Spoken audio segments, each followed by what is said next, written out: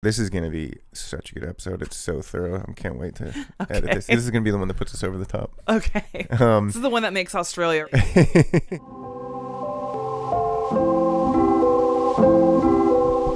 Welcome to the Living Directors Podcast, the Severance episodes. My name is Derek A., the co-host of the show. Joining me as always is Amy D., talent. We are talking about Season 2, Episode 7, Chikhai Bardo. Go to the Ahlswede Collection on Instagram if you want to see what we're doing with this show, The Living Directors, and all the other shows we have on the network. Chikhai Bardo, Severance, let's get into it.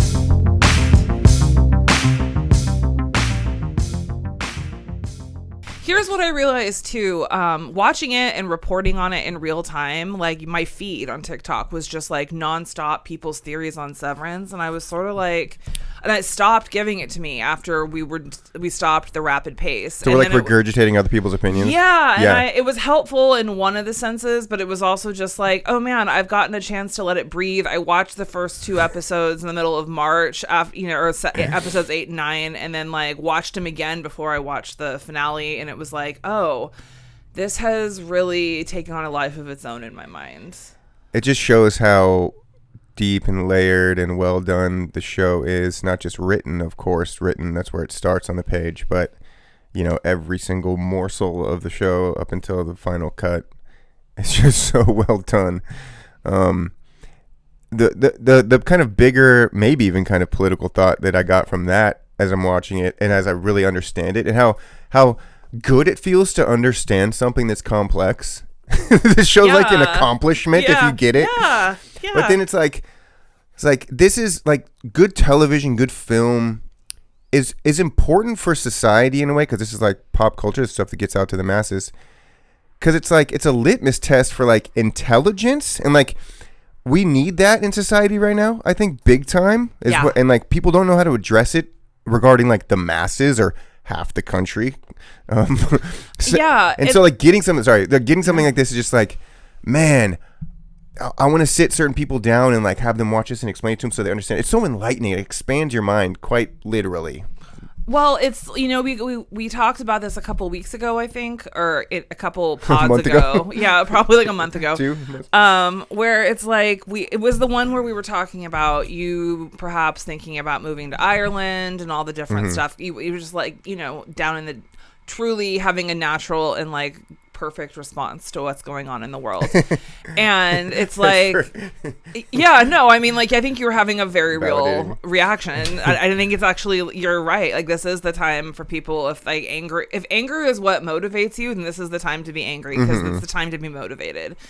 And I was happened to be listening to a book on tape. On Spotify, they had Careless People, which is the story about the woman who worked at, it's not the story, it's the nonfiction piece by the woman who worked at Facebook, sort of just talking about how dumb Sandberg, these people or is that are. Someone else? Oh, I can't think of her name. Sheryl Sandberg? That might be. Yes, that sounds right. Yeah. And she just testified. Yeah. And in that book, which is its own amazing piece of work for so many other reasons, she just talks about how she tried to get all this stuff accomplished, at the UN, and someone, basically spilled that we can sit here all day and do law and legislature, and we can dot our I's and cross our T's, but at the end of the day, the thing that moved people to be better and kinder to the ocean was Nemo. And it's like, art is like really important. And it's like, just to kind of piggyback off what you just said about Severance, it's enlightening, it changes minds. And it's really neat that you're progressing in politics kind of at the same time, like where I'm progressing with art world around here. And it's like, we're really getting a chance to sort of spread our wings at this very important time. And, it's a gross, terrible time, but it's important. And there's a lot to be said, and we need people who know how to metabolize it. Yeah, it's definitely, it feels like a stage of life, or a level of life, like you point to, like, oh, now I can, I don't know, be more expressive, kind of, or talk to communities more through art, or through your posts, or through politics, or your work, your business that you run. It's just like being an adult. If it's nice, it feels good. Yeah, but I think, like, you know, we've talked about this on old podcasts before too, where it's like we're in this kind of unique position where you and I have lived our lives in a different way, where we've kind of been in the corporate setting or been in a setting that's like, this is really oriented towards this very particular way of life, and like your next step is basically terminus, and like some people don't recognize that, so they just kind of keep on chasing the cheese, I suppose. Did you say terminus? Yeah. You're so smart. Can you explain to the audience what that means? Well, Not me. I'm using it sort of in the way that The Walking Dead used it, which was there was a town that you could go to. And The Walking Dead's about people who have obviously survived the zombie apocalypse. And the terminus is the town where you begin to cannibalize each other. And that's how you survive. And basically you don't survive. You get killed to be eaten. And it's a really brutal fight to get out. And so the metaphor of that is like really insane. But I'm always like, man, this is terminus. And so, yeah, it's terminal. It's the end. And and if you don't recognize it and they keep on being like, hey, pizza party, and that's for whatever reason, like in Dylan in the show, like for so long, the erasers were really doing it for him, and he wasn't able to kind of comprehend like what was going on. And that I won't get into the end of the show. That last couple episodes was amazing. But yeah, I feel like you and I have lived a very similar life where we have sort of been living for this moment where we're not going to get in trouble. I mean, unless we get sent away, but like for saying things like I can't get fired from my job. Yeah. The people that I know who I am. I live authentically. I've had sacrifices, and I imagine like you're not going to get canceled for saying something by your friend. They might call you an idiot because they've got their own bullshit they're dealing with. I will. No, friends know that to me, strangers. Yeah, okay, yeah. I've just noticed there was the one about not worshiping things, and I was looking at the comments on that, and I was like, oh, he's like kicking rocks right now. Well, I mean it, though. No, I know that. My new thing is when people want me to explain something, they want me to do the work. Right. Or just to teach them, quote unquote. Right. Or give them whatever, however you want to phrase it. Yeah. I send $100 Venmo requests and say I'll explain it for $100. That's good. This is my new thing.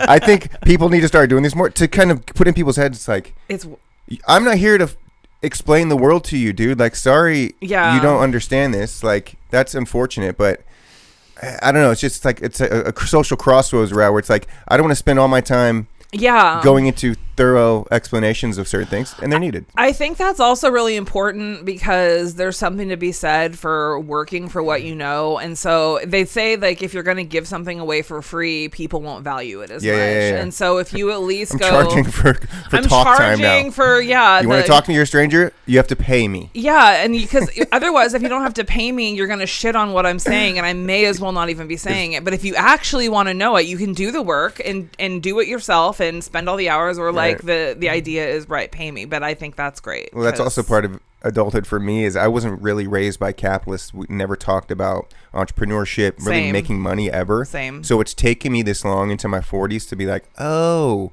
this is what's possible in a capitalist. Like, still learning that. Yeah. And that's exciting too. And people could shit on me for that. Like, what took you so long? Like, I'm fine with that. I'll eat that.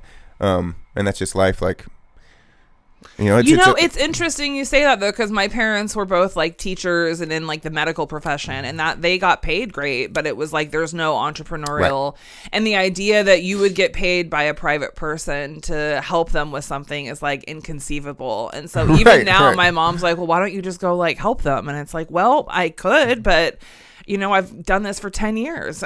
And it's interesting. Parents are fun. And the way that, that's interesting. The way capitalism has sort of been shielded. I love the just chats at the beginning. There's so much to get to on this episode. Yes.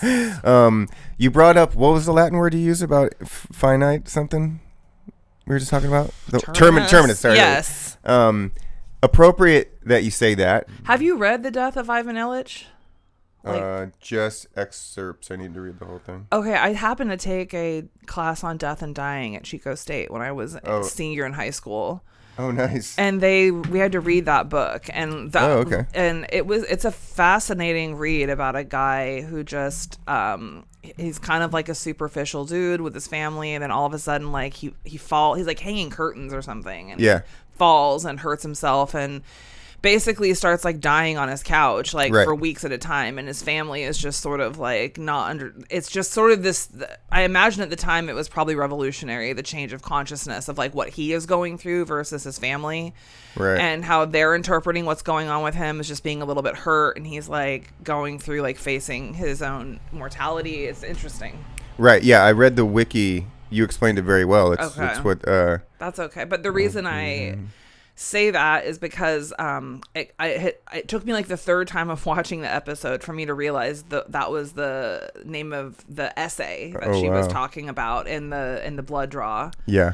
The blood drive. And that just sort of highlighted how everything in this show it could potentially be a portal into something that teaches you more. Oh, it 100% is. Even Ilyich is Tolstoy. There's another Tolstoy reference later in the episode. I wanted to read, honestly, a wiki summary, the last paragraph of a wiki summary of Ivan Ilyich.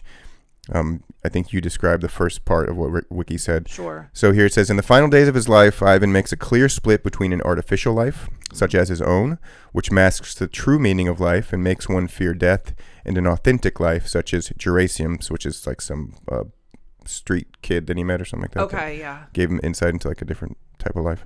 Authentic life is marked by compassion and sympathy, artificial life by self-interest.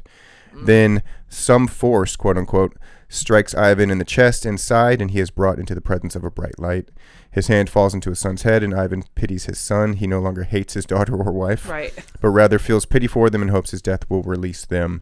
In so doing, his terror of death leaves him, and Tolstoy suggests death itself disappears.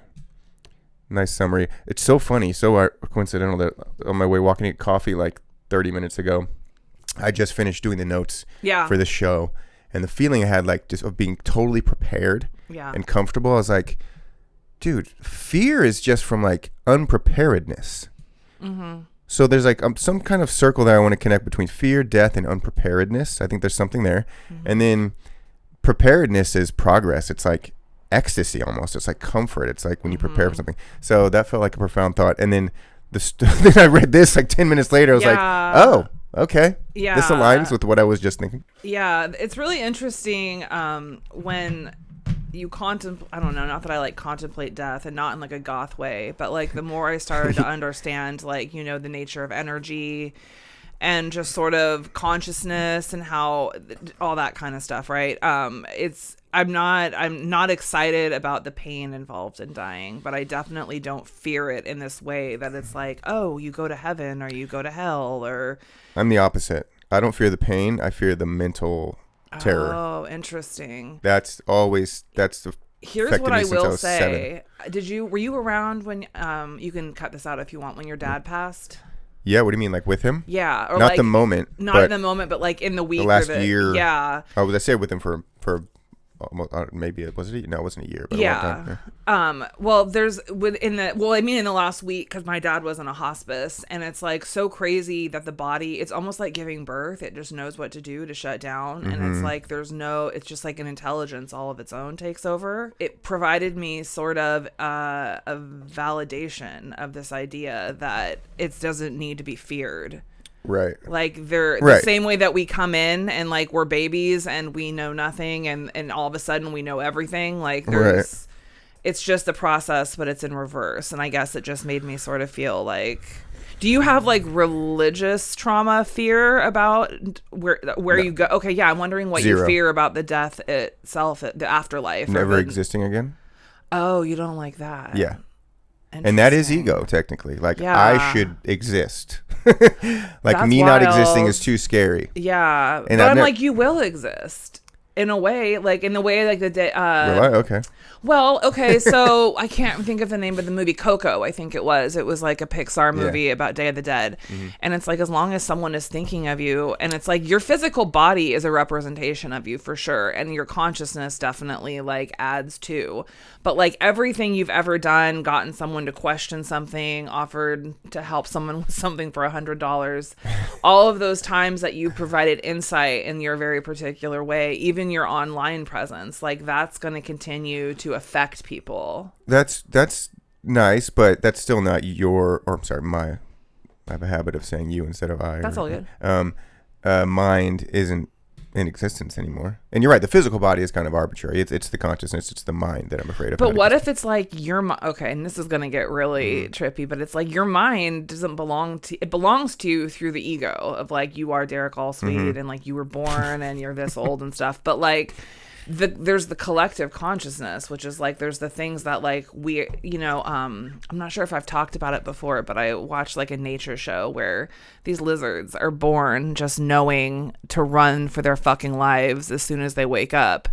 Like they're born knowing this, and right, because there's snakes that are going to get them, right? And if they don't last, then they just get born again. You know what I mean? I've always been fascinated by the knowledge of newborn wild animals. And so I guess maybe I could be a complete idiot, but it does seem like our version of that, our human version of that, is like all the stuff that we're learning that's unique to us, like will eventually get caught up in this very non-physical consciousness, and you won't be born as Derek Ahlswede, but you will be born as someone who has access to that. Given that would be a surprise if that you was would the never case. know. I mean, that's right. the thing. You wouldn't have consciousness of that. And you might even be someone who thinks that's bullshit. Well, you know what I mean? Like, well, if that is true, then it's still the same as far as I guess it's. Okay, I was gonna say my. When I say I'm not being selfish. I'm just talking about the individual. No, you're talking about your experience. Yeah. Yeah. My current state being gone forever, like that's the fear. This what exists now, which it is interesting too, because I've always had that, but until recently I didn't realize there was so much ego. That's like pure ego. Yeah. Like, so I can at least, that's a helpful tool moving forward. I'm actually sort of shocked how strong that is in you because of all the things that you have endured in your life. You've just been around a lot of death. Right. And so it seems like it would have hit you at some point in that process that we are not our bodies, the same way that you probably still think about your friends from high school who have passed. That's okay. You're very material, and that's okay. But it's like, I think that maybe as you get older, that will change. Maybe not. And bodies, and we're vessels for our conscious. Okay, we're our consciousness. Okay, yeah, not body. Our arms could be cut off, and we're still the same person. Yeah. That's not true, though. We're not. I mean, we'd be a very different person. Mentally. Yeah. And also we'd have phantom, pains and whatnot. Anyways, we're getting off topic. I did not expect this to go. This is great. The title of episode 7 is called Chikhai Bardo. That's right. The arc that was the character development that was fit into 50 minutes for Gemma / Miss Casey / 25 other people. Yeah. 23, 24. Is just so mind-blowing to me. So we're really going to dive into that. Because, to do this properly, I mean, it's such a beautiful kind of a road here to take. Can I start, though, by saying, do you know what the Bardo is? No. Okay, I'm probably going to butcher this, but it's some spiritual philosophy. It's basically like a purgatory, and it's like where once you die, you get sent into Bardo until you figure out where you're going to go again. And so there's all these like spiritual techniques that are supposed to help you out.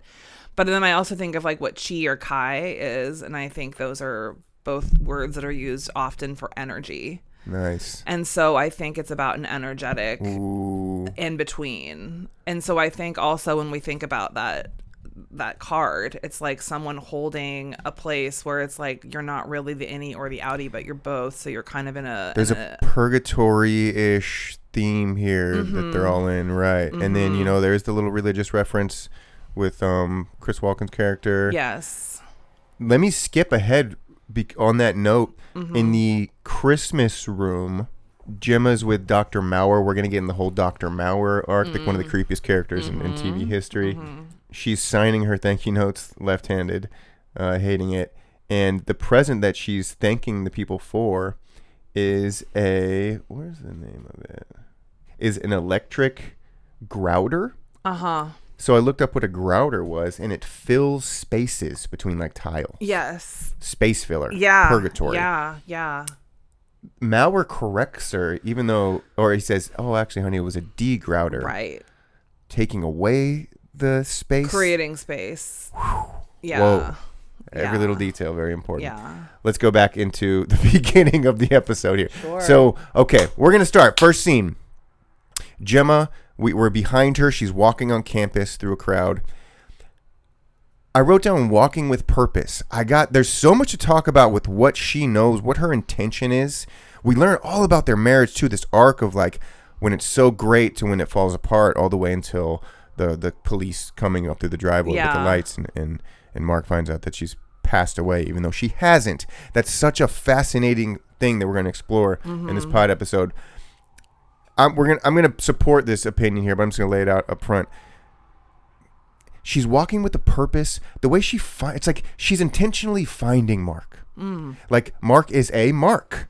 Yes, and so which means that like Gemma, she knows like this is a long game. Her falling in love with him, her trying to have a baby. It felt to me, and I could be wrong, and there are some things that point to this maybe be wrong, that like she had a plan, like she was in with Lumen already. And it was like, go find that guy. And we've talked about this before. Like, Mark is a special entity that they're trying to find and rope in.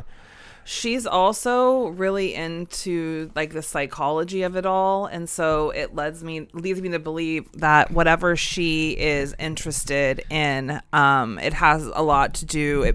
It shadows the psychology. She could have been in touch with Lumen much before. She might have done a blood drive beforehand. Her genetics are already on file. I think about what a Gemma is too. I'm not exactly sure what the definition of her name is, but I just thought gem. Well, yeah, but a gem, as the way I see it, is different from a stone. It has multiple sides to it. So depending on how the lumen, how it's being illuminated, there are multiple sides to it. So she might be like the perfect vessel for so many different personalities. That's great. So they meet, they're on campus. The Lumen Blood Drive is on campus. So I think that's a detail. Not uncommon, by the way. Mark's obviously interested. This beautiful woman sitting next to him. Strikes up the combo. She mentions that she's giving a lecture on death of Ivan Ilyich.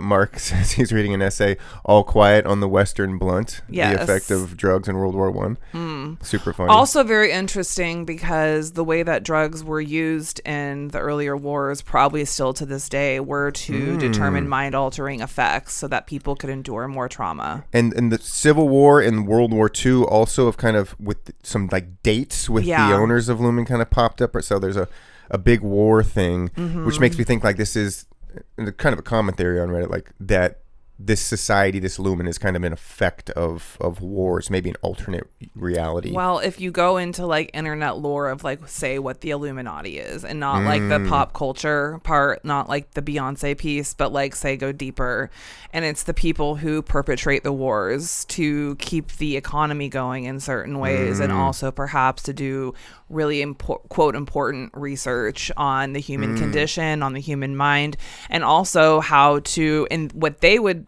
propose is like ending human suffering. But it's like, you're not ending human suffering, you're ending the perception of suffering. That's literally what they're doing in this episode. That we get that almost word so they for can word do there. whatever they want to you without you having a recollection of it. We get that with the one of the most impressive gaslighting scenes of all time at the end of the show. Yes. So there's the Lumen Blood Drive. It's kind of the focus on Gemma's blood, right? I think we segue now back to the Lumen, back to modern day. And if we're going to use this this line of thought, this narrative about like, I don't know what else to call them. We can call them Kier, because that's basically what they're being a proxy for Illuminati, right? Is that they're interested in perpetrating wars and not stopping suffering, ending the perception of suffering, but also genetics. They're always the ones in World War II that like eugenics, and like right now, I mean, RFK. with the autism. So. Yeah, but also just like getting rid of certain people from the country that are not right. I don't even know how to like go into that without being totally disturbing. Save it for Polysat. Yeah. So there's a lot going on that sort of echoes why this is such an important show right now too, and historically. God, the timing. I mean, this show was made or began to be made, I think, like middle of Trump's first term, near the end. Like Ben Stiller is such a smart guy. Like it's as if it's like he knew that there was more Trump laying ahead for us in the future, and he dropped the show at the exact right time to teach us about what's happening. Like the timing it's just such a different meta layer. Well, America has just been like simmering and waiting for this moment until the opportunist would come along and take it. So I bet he thought, whether it's Trump, whether it's Vance, whether it's someone worse than all these people or more mild than them, but still just as capable of like disturbing shit. I mean, he's like, it's coming. And so he's like the Simpsons. He sees. He's a seer. Yep. That's the advanced level of intelligence. Okay, first. So we're introduced to Cecily in Lumen headquarters, who's played by Sandra Bernhard, who's kind of that's an old Stiller friend from like the 90s. Yeah, loved her. Just seeing her was you like, kids, yes. Look her up. She's funny. So her name's Cecily. Cecily refers to Gemma as Gemma, not Miss Casey. So I think this is the first time we know that Gemma is just living as Gemma in Lumen. That's a huge revelation, because before we don't know if she's just Miss Casey the whole time. Like the fact that it's Gemma that knows she isn't living in Lumen means that she faked her own death and she was in on it, most likely. I guess there's scenarios where like she was forced to fake her own death by Lumen, something like that. But to me, that tells me she intentionally did it. So she's like sabotage, like what she did to Mark, like she knew what she was doing to Mark. Well, we look at the arc of their relationship, which was obviously like fantasy period in the beginning, and I believe that's just real for the first 3 months, or sometimes if you're lucky longer. A year. I think they covered 2 years in this episode. Okay. So they did. Yeah, but then when I've never had the misfortune of miscarrying, but I imagine when your hopes and dreams are to have a child, and honestly, I think that at some level, that child was going to be doing what Gemma was to do, right? Like that child would have been marked to do, like Gemma still might have had a space in that as Gemma, as like the carrier of all the personalities. But I'm guessing like there was a reason that it was so encouraged for her to have these babies. And as we know, she goes to the fertility clinic, which is also Lumen sponsored. And then the day that, and so they go through all those terrible things together. And then naturally after like you go through a lot of trauma together, you either kind of get closer or you get further. And oftentimes it is, you get further. It's just too much. And it's almost like you said, it's like she chose that day to be the day. She's like, do you want to come with me? And he's like, no, gotta sit here and do this. And so what a just the same way that she consciously walked in and chose him. It's like, well, I guess this is the day, since I'm in theory, since I'm not having the baby, and they need anymore. Me. Yeah, I'm beholden to them. Like, I guess this is the day. So here's my theory. Please. She's working for Lumen from the beginning, or Kira, whatever. Okay. She intentionally meets Mark. For some reason, Mark is this chosen one deity, Jesus character of the film, right? Yeah. Her job is to have a baby with him. So even like the marriage, all of it's fake. She might actually fall in love with them along the way, blah, blah, right. That's kind of negligible. Yeah. But now that she doesn't have the baby, now Kier / Lumen is like, we're gonna have to back out of this. You had the miscarriage for whatever reason. We can't try again. So we're gonna have to fake your own death, and that might have crushed Gemma. So I think I'm predicting this is gonna be like a reveal in season 3. Probably. She goes into it on Kier's side, falls in love with him for real, which to be expected. Right. Almost. The miscarriage, can't have the baby with him, now has to back out of it and fake her death, and that crushes her, obviously. Right. So and that explains Gemma's personality at the end of this episode that we'll get to too, because like she's very mad. She doesn't want to be there anymore.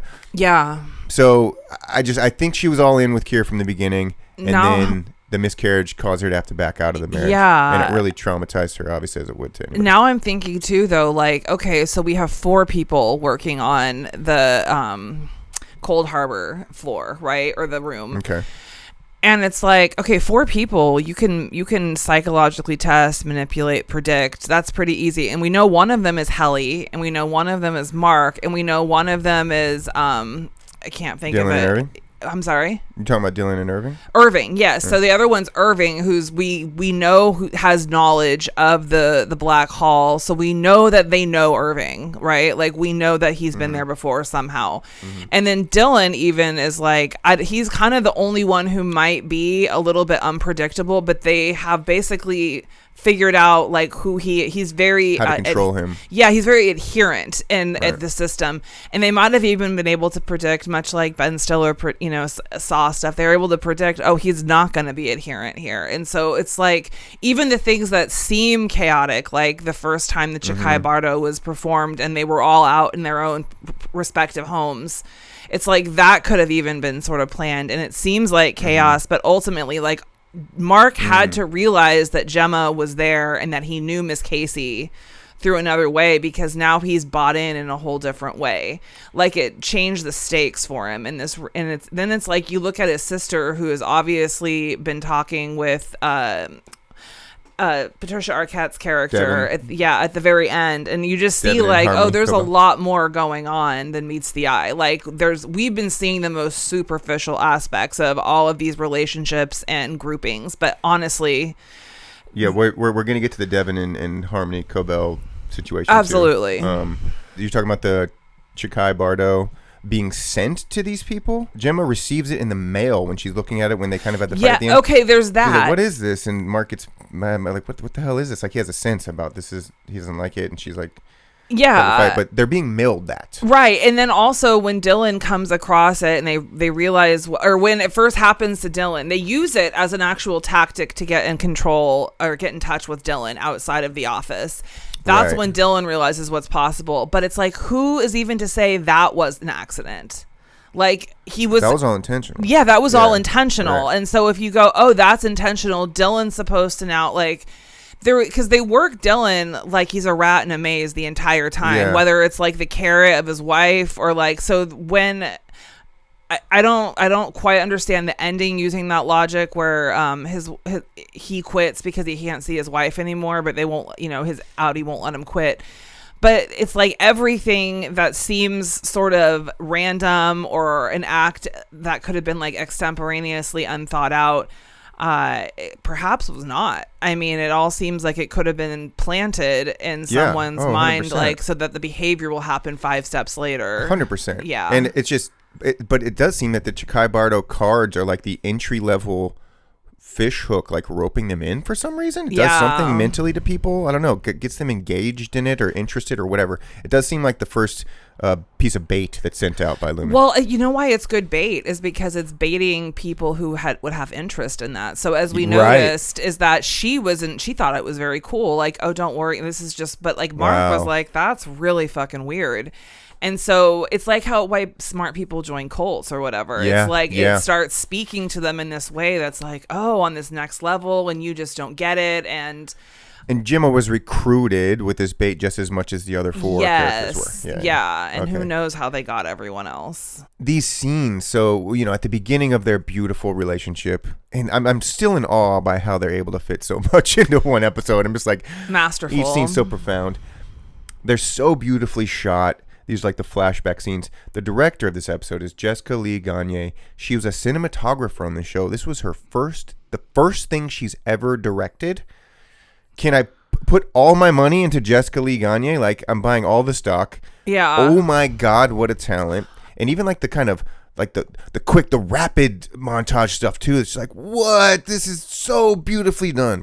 She really knew how to run a set just by how together and on track everyone was. And also, I wonder, I haven't been looking at the directors as much, but I wonder if this was the first one a woman did. Good question. We haven't. I want to start focusing on the real people a little bit more in these final episodes, which I hadn't done earlier. But we'll answer that question in the next episode. Great. She's great. Now we go to real time. Mark is passed out from this reintegration.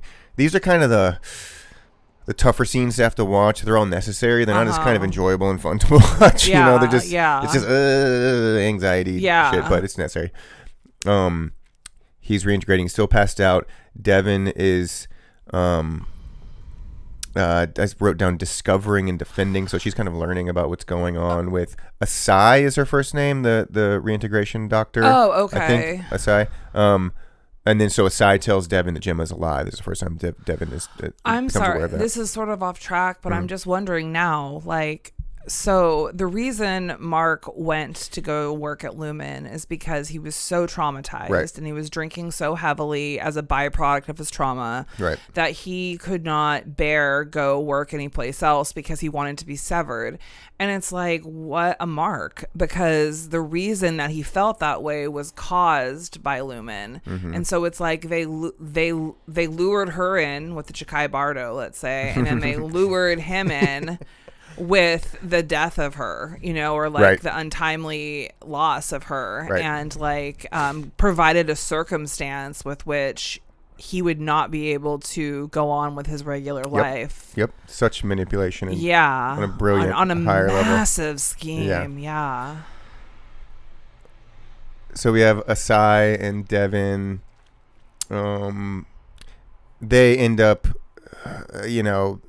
Devin kind of is taking ownership, control. She's like, this is the laws. I'm control here now. It's like, okay, sure, you're a sister. Like, you're right to do that. But then she eventually, a little bit later in the episode, goes on to want to call Harmony Cobell, which is just not acceptable for Asai. So she ends up leaving. Again, that's that whole ugly subplot right there. So we cut back to Gemma at Lumen. She's getting like physicals done. We see some of that process. She's asked if you're in a mudslide, are you more afraid to suffocate or drown question. There's some stuff with water and drowning in the show so far. And I will also say that drowning in a spiritual sense is sort of aligned with like depression or sadness or trauma. You know what I mean? Where it's like the watery emotions. And so that's cool. It's interesting because of how so much of her trauma before she got there was to do with just like absolute sadness of losing her child and marriage dissolution. Suffocating or drowning, another weird coincidence. I want to say a couple days ago I saw something on maybe TikTok about, would you rather be buried alive or drown? I'm like, drowning by a mile, by the way, to answer the question. But again, this is back to that suffocate or drowning. Interesting kind of death options here being introduced. Would you rather be deprived of air or water? Oh, like die of thirst? Well, no, but I'm saying, or would you rather be deprived of air or have too much water? Too much water, 100%. Yeah. I think it might be painful at the end, but it's, I don't know. Or, it's quicker, I think. I feel like being suffocating and buried alive, that lasts longer. Yeah, it's more slow. Suffocating. There's so many things beyond the suffocating that I do not want to be interested in with the burying alive. Yeah, fuck off with that. That's my ultimate fear of death, is that's what the consciousness goes into, just being like, you're still conscious, but it's just pure blackness. That's kind of scary. Anyways, so Gemma is hitting 6 rooms today. We're introduced to all the rooms. We know by the end of this season that there are 25 rooms total. And the computing that the Severed Floor is doing has to do with Gemma's kind of consciousness in each room that evokes different emotions. Throughout this show, we're presented with these big emotions, and there are a few mentioned in this episode. It's too. The tempers. It's not the emotions. The tempers. Sorry. Yeah.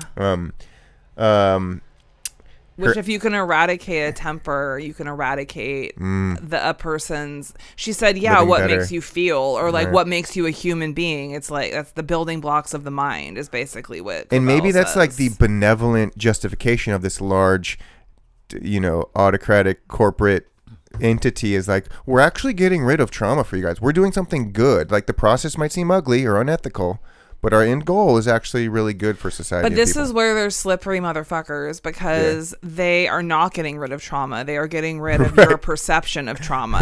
They will be able to do. They accountable. Yeah. And justify the means. Yeah. So it's interesting, and that's another like real hallmark of this class of people that like perpetrate war and want to study genetics and things, as they want to. They're interesting with their wording of things. Right. So Gemma goes in to get her outfit changed. We get to see the multiple fire fits from Gemma. She's a different human being, basically, in each of these scenarios. We see that these scenarios mirror her real life. I think each one of them does. Yes. so we can maybe get into details on that. She goes to do her outfit change as Gemma, just Gemma living in Lumen. This still blows my mind that it's just regular Gemma that's been living there the whole time. And she sees her outfit, she goes, shit. So it's like this first kind of sign that we see of like, Gemma's not feeling this shit no more. Yeah. And she doesn't even know what the end game is. That's the most confusing part of this episode. She's like, what happens after I finish Cold Harbor?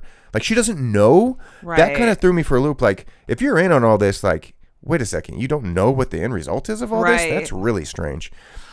If we want to go back to the beginning of she purposefully walks up to Mark at the blood drive, then she had possibly signed a contract that was like, and so you not in love with it, and but it's like, yeah, but here's what you get to be a member of society that elevates society, and they use all their Kier bullshit garbage talk, and she's like, oh, okay, and she's into the Chikhai Bardo. You know what I mean? Like, oh, this is really cool. Like this.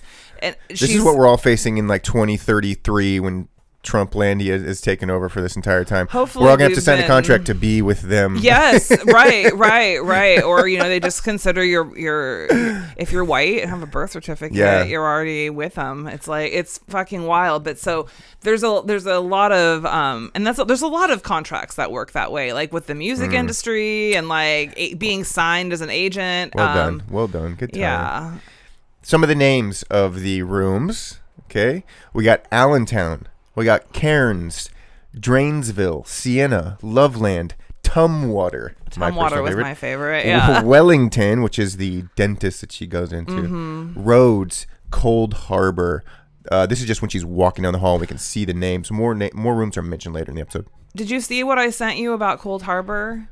Shoot, I'm so sorry. No, it's fine. It was like probably 10 months ago. I'm reading. No, you just did it. I know, but I'm just saying. It's a book I'm reading about John Bidwell, because I'm doing some work on him, and there was a battle called the Battle of Cold Harbor. That John Bidwell was involved with? Yeah, of all things. He was a real, DC congressman. Yeah, he was a badass, and he's very controversial nowadays from this new perspective. But like in the real time of that happening, he was really fucking interesting. So we're a little more than just being a colonizer. There's some. I mean, he was that, but here's the thing: it's like, well, he colonized. He didn't kill too many Native Americans. That was not his. He tried to make nice with the natives compared to the rest of the colonizers. He was good. Right. Yeah. And also, like, Annie was really into, like, women's... I mean, there was just a lot of stuff. And again, it's like... I like this. Contextual. Because it's easy for us libs to just go straight to the evil colonizer. That's the whole story. He's like a Gemma. He's got many sides to him, you know? We all do. Yeah. We're in the dentist office. This is when we're introduced to Dr. Maurer. Jenna's going under the toothpick. We found out she was in there for 2 hours. That was a little kind of a weird little detail too. You have to put the body under anesthesia. Yeah, okay. Yeah. So maybe that's not important. We're back in Gemma's office in the real world. She sneezes when Mark walks in. I don't know why. It's like every detail matters in this show. Yeah. Just throwing that out there. She's doing a lecture on Haji Musad. This is also a Tolstoy piece of literature.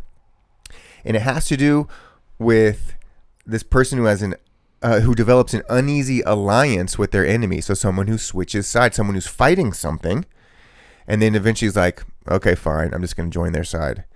We were just talking about that like 5 minutes ago. It's like, that's also part of this too, is like you start fighting at first, you get angry at first, but if the powers keep winning, at a certain point you're like, all right, I guess I got to join them. That's what that novel's about. Fascinating to include that with Gemma as a lecture. These are the lectures she's giving, by the way. So she's studying these things like because she knows she's about to face these deep philosophical questions. Or she's really just has a propensity to be interested in these things, and that's also what makes her such like a prime target with the Chikhai Bardo sort of mailer. I listened to that too, and it sounds like I hear two things. I hear what you're saying, which is like being subsumed by the enemy, and I also hear that as like on a more spiritual level, like the enemy within and like working with the enemy within, which would be like sort of a cheap metaphor of like integrating your light and dark. And so here's that word integration, right? Well done. That's why you get paid the big bucks to do this podcasting. The novel's called Haji Murat. Sorry, I butchered that. My spelling is bad on the whiteboard. Hajid Murad. I'm going to have to read that one, too. That sounds like a very relevant read today. Yeah, she's the kind of person who's into that kind of philosophy. And so whether or not she's reading it in preparation or she's reading it and they're like, she's also a mark of her own kind because she's just interested in these sorts of things. Right. Well, I mean, we won't know this season. Mark gifts her an ant farm. That was cute. She said plant farm. She doesn't like ants. Just, I don't know if there's further metaphor there. I'm sure there is, but that was like the prime of their relationship right there. Mark's putting together the Lumen baby crib, or she is. I forget who was putting it together. Or no, Mark buys it for her. There's some focus to know that the crib's made by Lumen. Yeah. That's revealing. Like all this stuff is being run by Lumen. Right. You can't really see that detail unless like you zoom in on the box. The song playing during this kind of montage of when their relationship's good. Damn it, I'm going to butcher this too. It's a French song from 1959. La Vie à mille temps. I don't know if that's how you pronounce it. It translates to the waltz in 1,000 time. You know, like when you do a song, it's like there's beats per minute, 120 or whatever. So 120 is a decent paced song.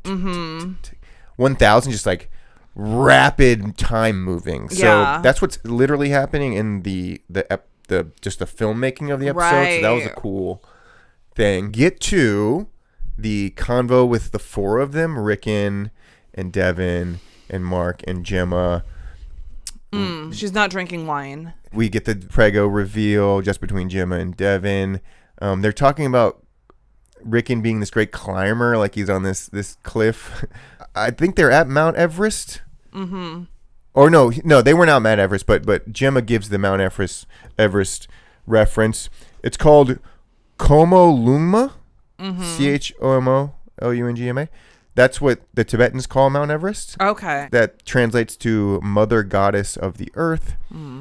There were some theories that Rickon was like earlier on, that Rickon is an actual goat, like he has goat consciousness in a human body or something. I think it's really interesting the parallel between Rickon being a climber, like a mountain climber, and then also like a social climber. And he is really interested in selling his book at some point to Lumen. Again, like what a random, it's... Yeah, I like that. They're very entrenched in this family, and that leads me to think that is it Devin, the sister? Yeah, that Devin is not ignorant to Lumen's.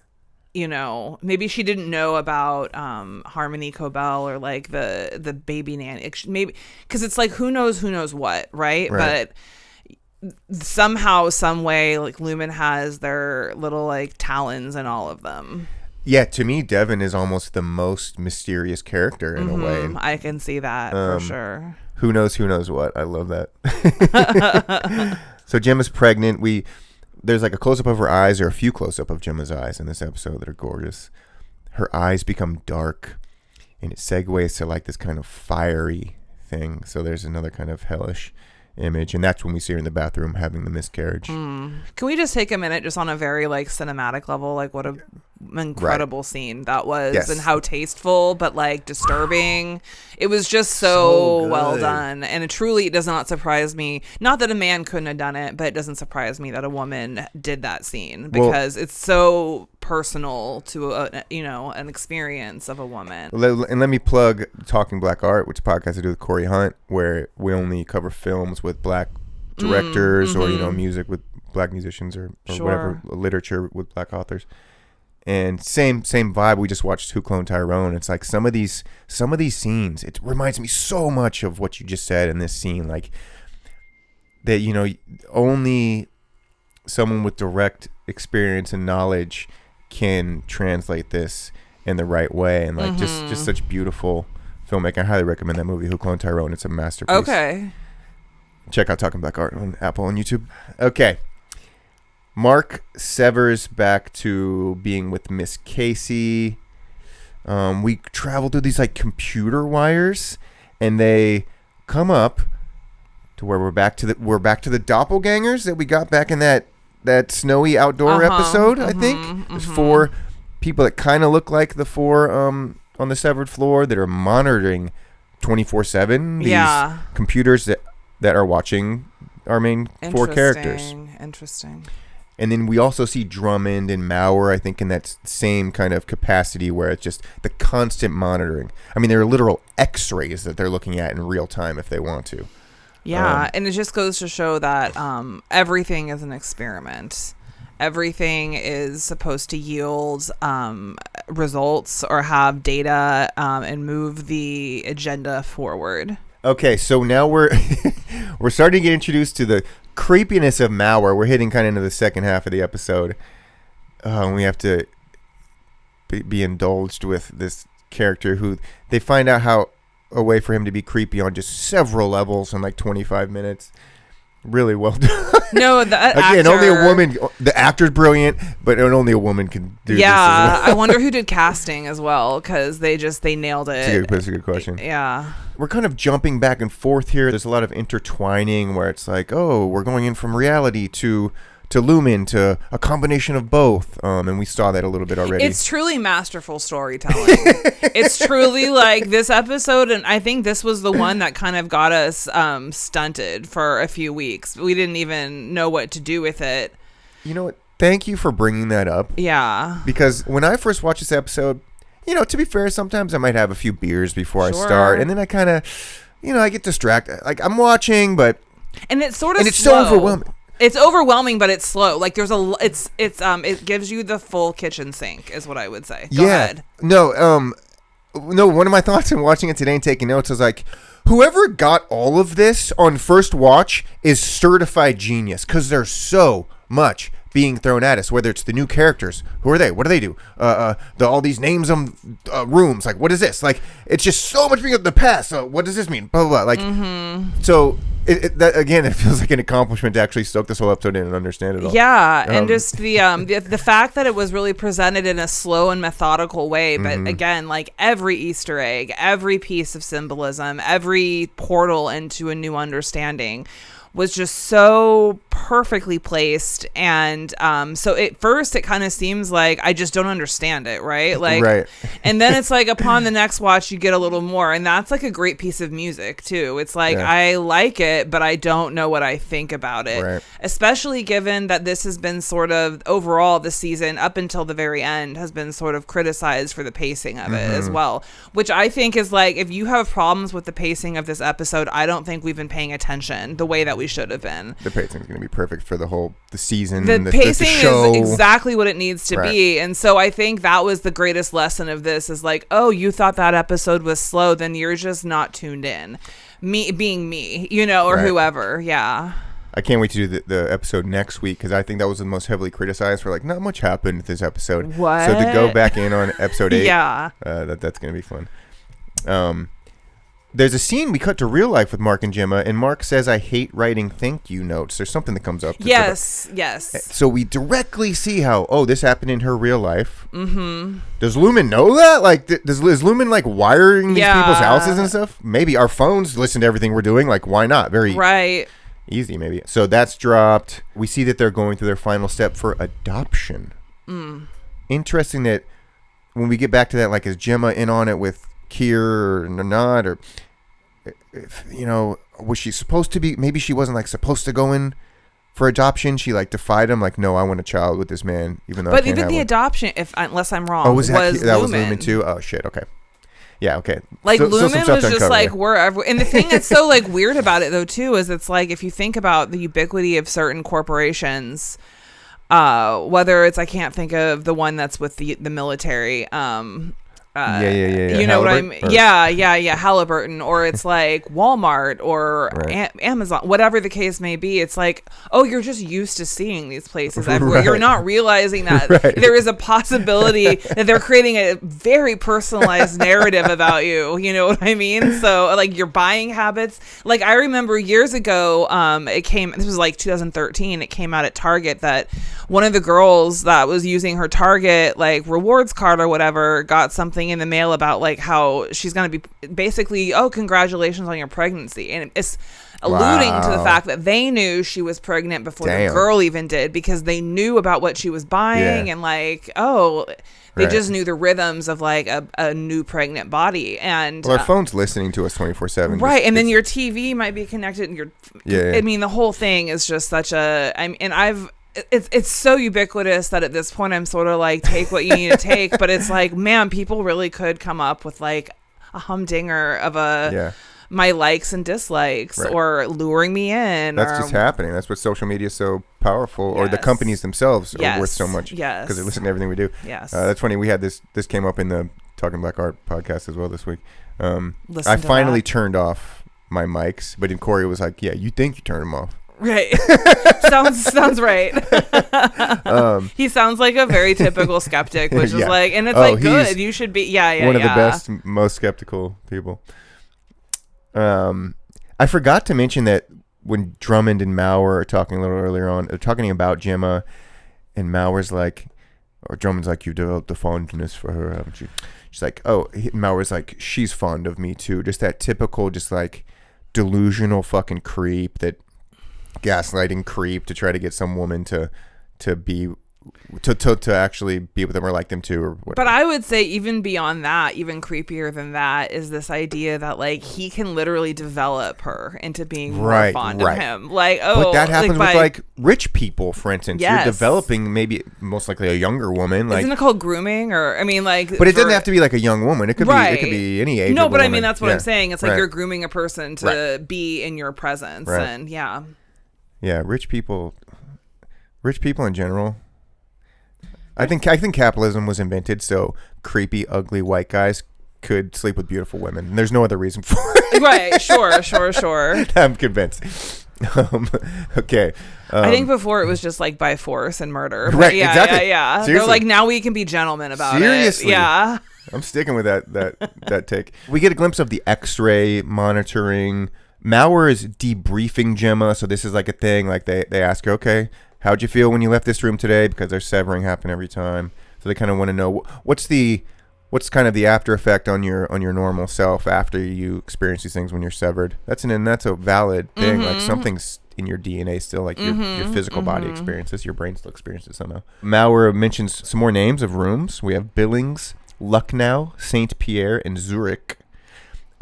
If we were if I was an elite level podcaster, I would have looked in the definitions of each of these rooms and how they're relevant. In my mind, we just keep rewatching this series.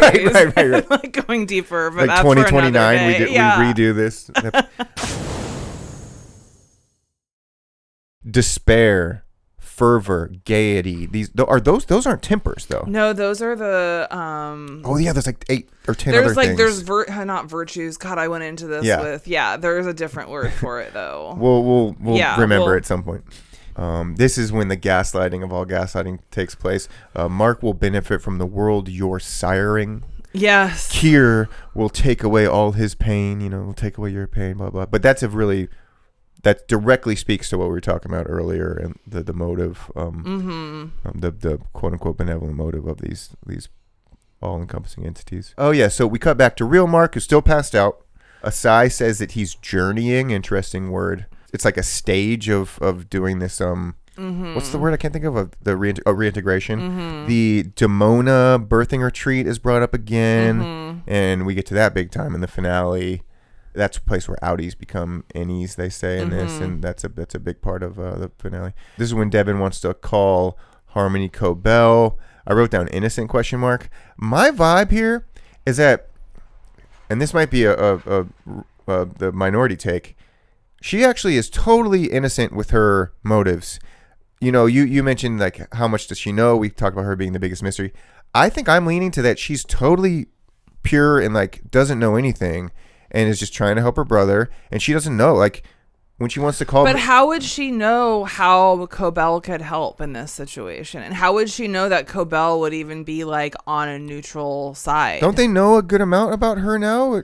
Yeah, but they didn't know she was like fired. I mean, like that all happened after the baby was basically absconded with. I forget where her standing is, what they know of her. Like I thought the last they had talked, according to what we have seen, was after that she accidentally stole the baby, or they thought she stole the baby. Oh, really? Yeah. Okay. And like it's like they realize, oh God, Cobell had been there the whole time, like watching, you know, and she's not like a good character. So why would Cobell the only thing I can think of is because she's the only person. But as far as anyone knows, that's not, you know, Helly or Helena or whatever, is like Cobell is still working at her old capacity. I feel like they knew more, but maybe I'm wrong. It's very possible. I haven't watched in a while. Okay, yeah. Well, that was like season we'll move 1. That's, yeah. Again, speaks to how mysterious Devon's character is. This is when Asai finally has to leave. We see the scene where the Chikhai Bardo scene. We flash back. We see the scene with Gemma and Mark where she's going over the Chikhai Bardo cards. Ego death is mentioned, and it came in the mail. I will also say that this was a TikTok clue, and so it could be totally irrelevant, is that they only let their heroes, their good people, use apples, and she was clearly using like an Android or some sort of Google phone. Oh, wow. Okay. So there's something like that where it's, and that there could be no credence to that, but it's definitely like with whatever else we know. I mean, there must be, right? Like they would have had her having an Apple phone. They made sure we saw, yeah. Only Apple TV is only going to, they're not going to let Apple products be portrayed a certain way. I mean, welcome to Kier. That is Kier completely. So Apple Kiering themselves right there for us. Outing themselves. Yeah. So this is when we see the true kind of stress of the couple manifesting. They're fighting. There's a cut to dead flowers. Yeah. If you think too about religion or about even like pharmaceuticals and I'm very pro pharma. There's lots of things in the world that are trying to out the undesirable sort of tempers of human beings. So with religion, it's like we pray so that we can be calm and we don't have outbursts, and we don't, so it's like it gets taken to like the next level with, we don't want to deal with like your reaction to our suffering that we're going to inflict. But the idea that they want to sacrifice the goat, right, like moving forward, just fully in that like kind of religious ritualistic sort of way almost. It was sort of like, oh, they're just trying to sublimate the undesirable affect of what it is to be human. And it reminds me a lot of honestly what's been going on, like, I mean, truly with like the native genocides since the beginning of time, which is like, who is more in touch with nature and all that, like the currencies that like flow through their bodies, like the emotions, the whatever. It's native people. It's people who were like born native to this earth that still practice those things. And when you look at, I don't know, even like Maui a couple of years ago being burned to a crisp and the way that it was just like it happened, you just realize it was like an assault on the natural body, the natural way of being. And that is kind of relevant to Even Ilyich. Yes. The theme of Even Ilyich. Yeah. Well said. Well done. We now see that Gemma's like sleeping quarters at Lumen. Just interesting. This is like, you know, we see the complete package of her as Gemma living chic. There. Yeah. We sever to an airplane, a highly turbulent airplane. Yeah. Now we don't know. And then, Mauer's the flight attendant serving her a meal. I didn't even see the details of the meal. I'm sure that's relevant too. Yeah. There he is on the TV, creepy. Yeah. ass. Oh man, look at those snake eyes. Yeah. For those listening, I have a TV. It's right next to Amy's face. It's a Mauer close up. The airplane being a fear thing, one of the rooms. We don't know how it's related to real life. If from what we know, if there was a real life thing, well, I guess the car crash was staged, so that's not real. Maybe Gemma must have been in a turbulent plane in real life at some point, I'm guessing. Yeah, or they had a room. Even in looking at her outfit here, like the way that everything is sort of aesthetically designed in Gemma's world at Kier or at Lumen is very much like reminiscent of like NASA or something, where it's like, look at this place. This is like a very high prestigious place.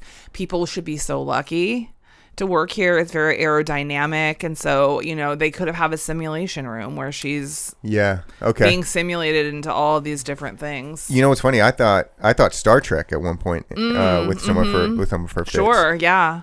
I wasn't going to mention that, but glad you brought that up. Dude, some of her fits. She has this blue tennis fit, so fire. No, she's very, very chic. We find out from here that Mark is stuck at 96% at Cold Harbor.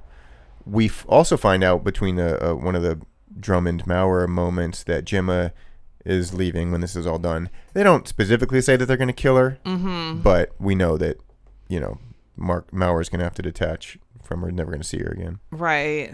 Well, she knows too much, even as Gemma, who knows nothing. Ooh. She's she's in Gemma's in thank you letter hell with her husband Maurer. Just that poor woman. Did you notice the song in the background of that scene? It's like, "Baby, it's cold outside." Right. Yeah. That's a very most problematic. Yeah. Well, also Christmas it's song. like, I'm not gonna let you leave. Like, stay. Like it's better here than it is out there. Yeah. Wild. If you don't know why that song's controversial, you can look it up. It has a new controversial life in 2025. That's the new hit. That's not even God. controversial You're anymore. Right. Yeah. Oh, no. That's a right. thought of the past. She's writing left-handed. It's horrible handwriting. She's not naturally left-handed. Didn't get any further reasoning there, but it's a thing. She's writing left-handed for some reason. She says it's always Christmas. Maurer says Christmas has this way of popping up every year. She says it's always Christmas. To me, that's just a reminder of like, let's not forget these severed people. That's all they experience. There is no other experience. That is insanity inducing in and of itself, right? That's purgatory. Yeah. That's literal purgatory. Yeah. She's forced to say I love you too as she leaves the room. We see just a bit after this that this is the last moment that she had with Mark in real life. Yes. She says I love you as she's going out that night, and he doesn't say it right away. There's crib frustration with Mark. There's their actual Christmas that they're experiencing in real life, so we get some more flashbacks. Okay, now, this is the real Gemma. Dr. Maurer is, in real life, he's a doctor that works for Lumen. It's just kind of facilitating this process. We can tell that Gemma doesn't feel any actual real connection to this man. Absolutely not. And he is creepy in real life, of course. Gemma finally says, I want to go home. So, seeing this, and more shortly, that's what does, I guess it does support that, like, I was in on this with you guys from the beginning. I signed a contract with you guys from the beginning. Okay, maybe, obviously maybe a little hesitant. Maybe I was forced to, like in Haji Murat. I got to join the side. Now we're seeing, like, fuck this, dude. We don't know how long Gemma has been in Lumen, by the way. We know that they were together. She was with Mark for 2 years. How long has she been at Lumen as Gemma? We don't know, do we? No, and we also don't know how long Gemma thinks she's been at Lumen because she's been so split. Oh, so, like, shit. how many hours? Right. Cumulative. Well, like, no, she would know. She's no real time because her real self is still experiencing. Yeah. She's going to sleep. She's waking up. She's still, her yeah, periods no, of the day are yeah, going. She's walking into the office as Gemma. Truly.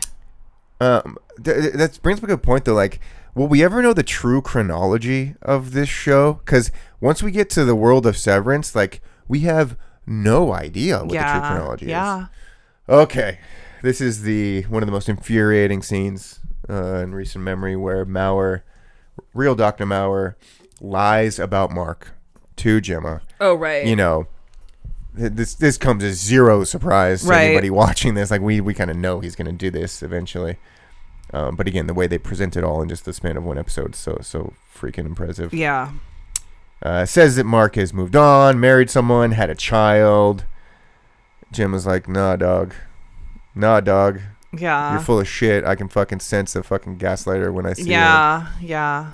It is almost like shocking that, like, just the capitulation to anybody working at Lumen by any of these characters in the first place. Like, they're treating you like fucking, they're so creepy and so right. You have to almost assume it's by design. Yeah. Milchek too. Milchek, even though we see he's probably a good guy, he still is very creepy toward the employees. Right, and it's because he's trying to do his own form of manipulation to get his end, Okay, so Gemma attacks with the chair. This is a big turn in the story, honestly. Yeah. This is a big deal. She wants out. One of the many examples of how I didn't catch out how big of a deal this was on first watch. Yeah. And understood it this time around. We see where Mark, now we're going back to real life. Mark does not want to join her for charades. She's going out for charades. Yes. Such a heartbreaking scene. So real. Yeah. When, like, I don't know if, maybe we've all been through these moments in our lives. Probably. Where a relationship gets to that point where you don't even really want to hang out. It's like Justin Bieber and Haley. Like, he really doesn't want to hang out with her anymore. He's way happier with Sexy Red, with her birthday party. Right.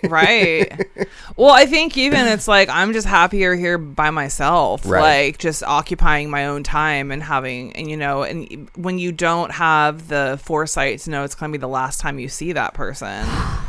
Which, I mean, anytime someone is killed suddenly, a loved one, you're going to go through this traumatic shock, obviously. Like, no what could I have done different? You're going to replay that moment 1,000 times. Yeah. But when it does end on something bad, it multiplies the trauma by like 2 or 3-fold. Yeah. And maybe that's why they like called her like, this is the time. Oh, brilliant. Right. I mean, who knows? But they got to be listening to everything in their home. Yeah. Right. They have to be. We see that they have a 24/7 monitoring system for the innies. You know what's so interesting too is Ben Stiller said, "I want you to play Mark like Tom Cruise," and it just reminded me of Tom Cruise when he was in the movie The Firm, where it's like they're listening everywhere, and that was back in the 90s, and it's like they've been doing this. I mean, like they could, who even knows when they moved into that house? Like, who knows? Sick reference to The Firm. It's a great movie and book. Okay, so Gemma, she hits fucking Maurer over the head with the chair. Good. She's running through the halls. It's dark. We got the motion sensor little lights so she could see a little bit. Also looks brilliant. The cinematography of Jessica Lagagne really popping out always. Yeah. So she's trying to run away, but part of the problem is running away, like we've seen with that one door throughout this show that people are trying to get out of, where they step on the other side and they become their normal selves. You can't really escape because you're going to be fucking triggered with your severance. You're going to become Miss Casey before you can even get to an exit. Keeps you in Bardo. You can't. You're in purgatory. You cannot escape. And he says, "Hello, Miss Casey." Milchick appears. We get the tiny little Milchick. He's doing his job. We are getting at least some like I'm just doing my job vibes from Milchick. Yeah. Not like I really want to be doing this. Right. And I think that's the thing is they either have you there by contract or they have you. I think Milchick genuinely wants to be there on some level. I think he is very devoted to Kier. And then which you would have to be to have that position. Although he, as in most companies, like he's no Cobell. And that's usually how it is. Like the first person who originates that job, like really fucking does it. And then the next person, it's like kind of watered down. It's like they're good at it. Yeah. They know how to do it. They've got their own style on it, which is not going to be as effective, but it's going to be good. And then whoever comes after that is wild. But you inevitably get a little rebellion, maybe. Yeah. We see. Wait, have we done the eat shit? I think that's later, huh? That's like episode 9. Yeah. Okay. So yeah, this is just some foresight into a little rebellion from Milchick. Yes. We see that moment where they do the painting of him as Kier, where he's just a little like, "This is a little off, dude. I'm not really feeling what they're trying to do to me. I can tell they're trying to manipulate me. Right. Like I know they are, but like." I'm used to like a certain level of this, but this feels like egregious. Which, by the way, even able to understand that scene now in a little more context. Brilliant. Yeah. We were watching that, or I was watching that. Like, I need more Nicole in my life, but beyond that, yeah. So just the Milchick part of this and sensing his future kind of rebellion, and the real life attachment to this is like getting the whistleblowers from the Doge department, talking about that connection from Doge to Russia, when Doge is really just getting in there to block everybody off so they can do what they want with everybody's info, and we got the Russian IP with logins, so there's a real issue that needs to be talked about.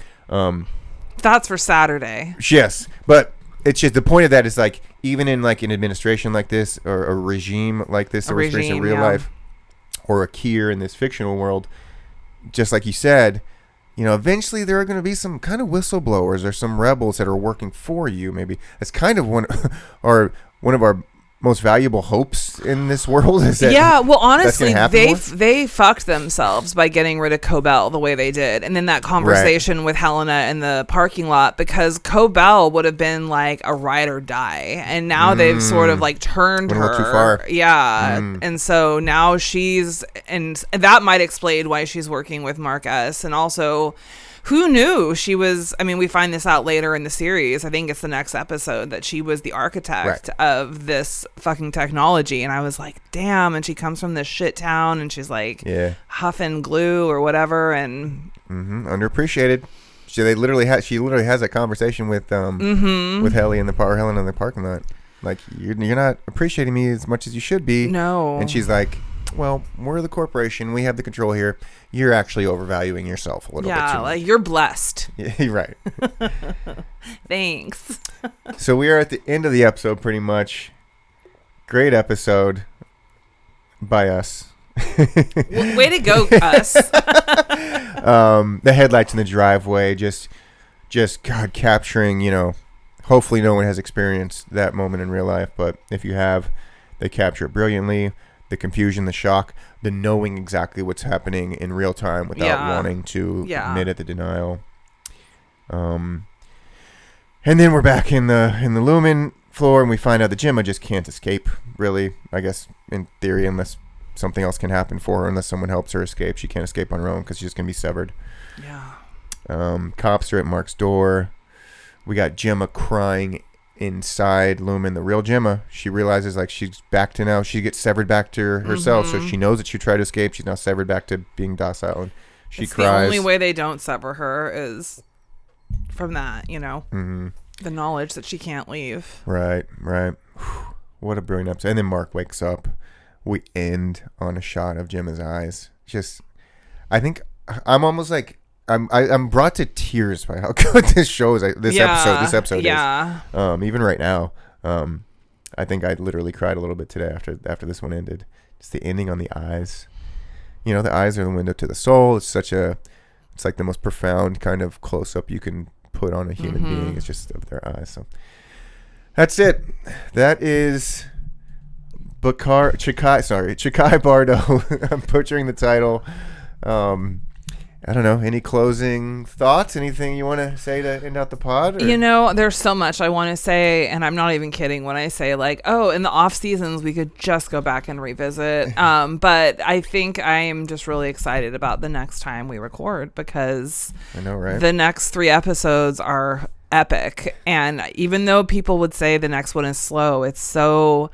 I'm a huge Patricia Arquette fan, so when I saw this was like highlighted on her, I was ready to rock and roll. And man, and the fact that it's a slow episode, I mean, that's a testament to like what was going on in her town. And like, there's a lot. I need to watch it again because there's a lot I still don't understand with like the breathing tube of it all, and there's a lot that I don't that I still know that I need to understand. But from what I do understand, it might be one of my favorite episodes. And we're at the stage where we're getting profound revelations that frankly weren't as profound the first time I watched it, and to understand the profundity of these revelations is great. Yeah, and it really just it goes to show that like it's a fun show to watch piece by piece, and like, it's a mystery, but it's almost more it's not almost it's significantly more meaningful to watch it as an entire piece of work and then look at it piece by piece afterwards, which I might suggest we do next time too, like gear up for it, but and have maybe some sort of something in the beginning of a season 3, but like really wait until because I think that there's a lot. I just think that it's more who cares what my theories are, what are we what is the message of the actual piece of art? Way more important. It's a good note for we mentioned consuming TV or film or art earlier.